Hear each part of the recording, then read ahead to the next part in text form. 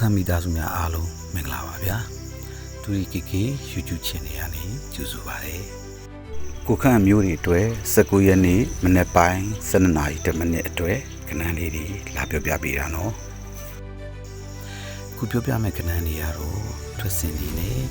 ကြာစင်နေ73နှစ်စာခြေခံပြီးရှာဖွေတွေ့ရှိထားတဲ့ကဏ္ဍလေးတွေကိုလာပြောပြပေးတာပါ